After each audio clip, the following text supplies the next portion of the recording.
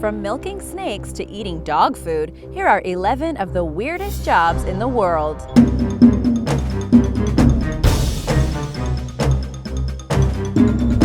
Number 11. Netflix viewer. This job sounds pretty awesome, actually. Netflix employs people called taggers, which are part-time employees who get paid to watch TV shows and movies on the streaming service. Taggers associate Netflix content with various tags, helping the service recommend other shows and movies to viewers after they finish watching. If you have Netflix, this is why it will suggest another horror movie if you just watched The Conjuring. Sometimes you'll get super weird recommendations that have nothing to do with what you were watching, but I think that's what they were trying to fix. Not too long ago, Netflix was hiring for a tagger in children's movies.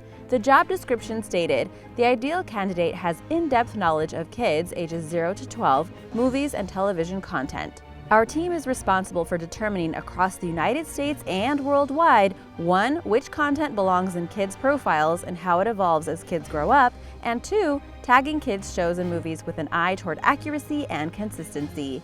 The jobs are also listed as remote, so you can watch them from the comfort of your own home. Apparently, it's extremely competitive to be a tagger. Are you interested?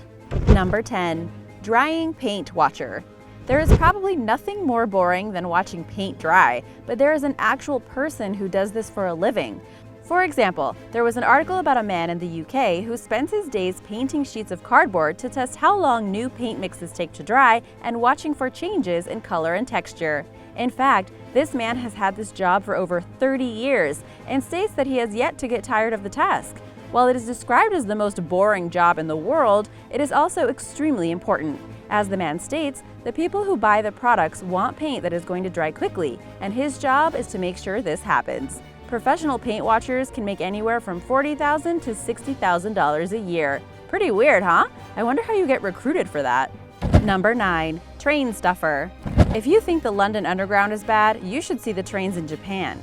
Oshiyas are hired to help cram as many people onto a train as possible by pushing them from the outside and stuffing everyone in quickly until the doors close. Their job is literally to make sure the train is fully utilized. There is an art to this. In fact, there are videos on YouTube of people in white gloves helping to stop people from falling out, especially during peak hours. If you live in a large city and have taken public transportation, you might actually appreciate this. They generally work during the morning and evening rush hours, and if you look at images floating around the internet, you will see people crammed right up to the door. They are literally touching the door, and it looks like they're barely able to move until the doors open at the next stop. Number 8. Golf ball diver. Golf ball divers do exactly as their name suggests, dive for golf balls. Officially, they have to search for the lost golf balls in the waters of golf courses. They can be seen wearing scuba gear and driving around the golf course in a golf cart. It is stated that around 2,000 to 5,000 balls can be collected by a golf ball diver every day.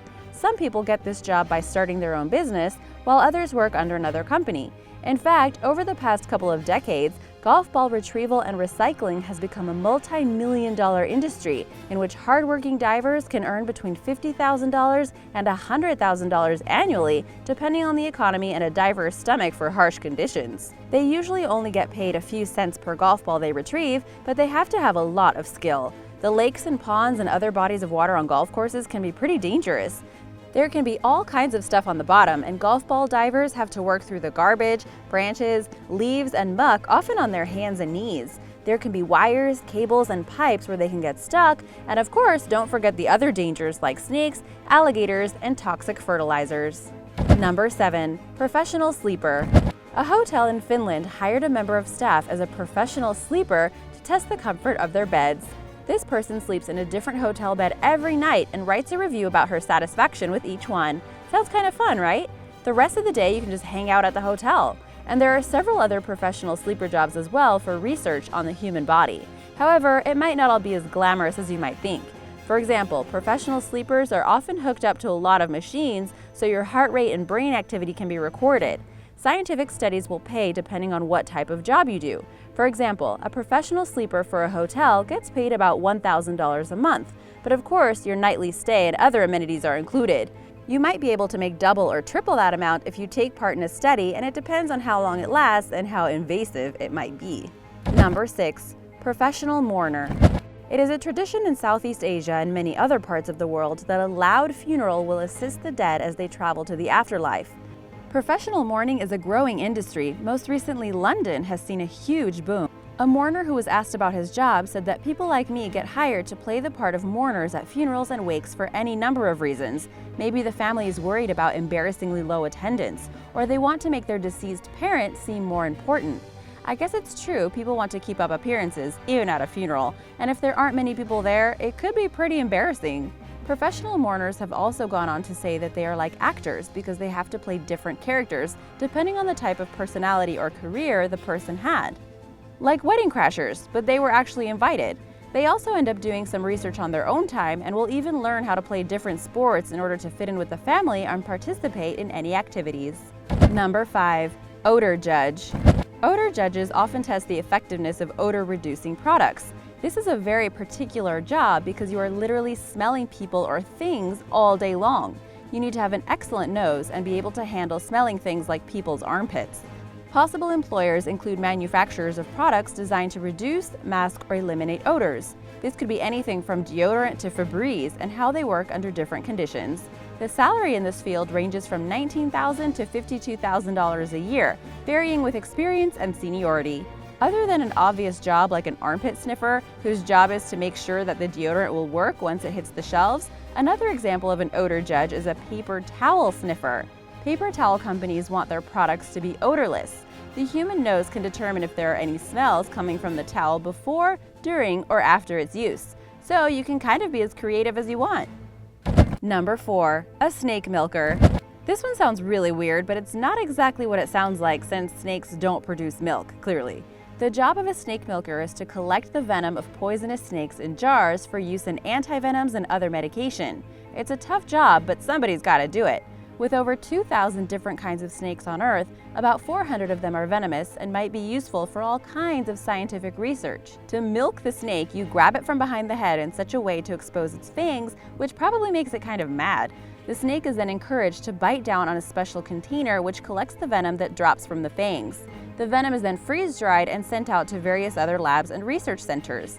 Most snake milkers have a bachelor's or master's degree in biochemistry or herpetology, the study of reptiles and amphibians. They often work in labs where several different types of venomous snakes are housed. This job is extremely dangerous since they are basically making the snakes angry and stressing them out all day long. At any moment, the snake could lash out and attack the snake milker.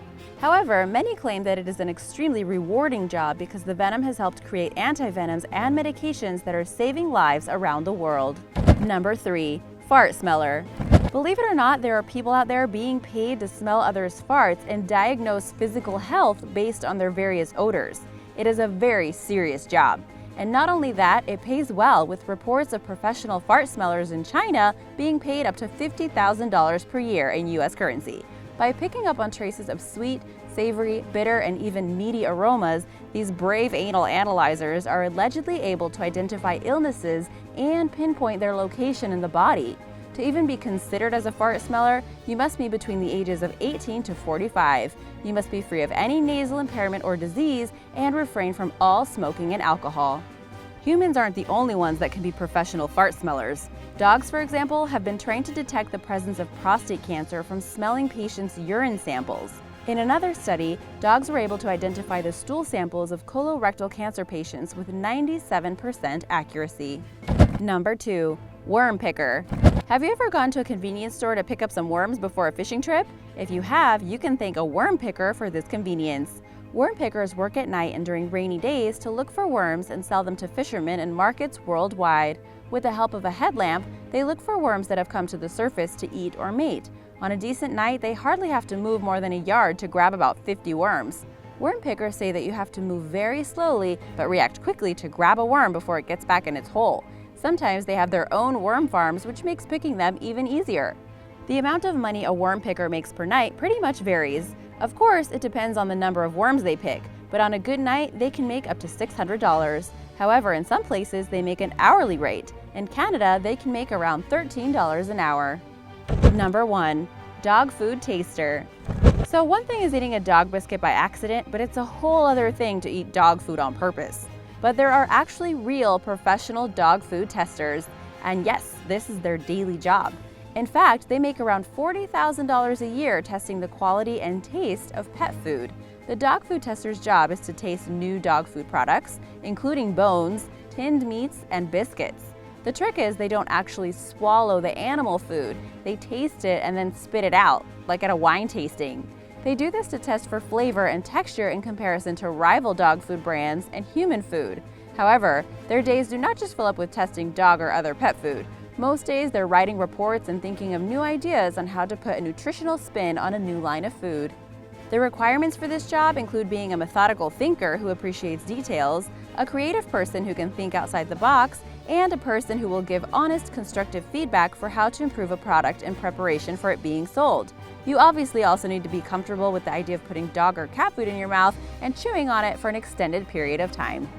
Thanks for watching! Be sure to subscribe and I'll see you next time. Bye!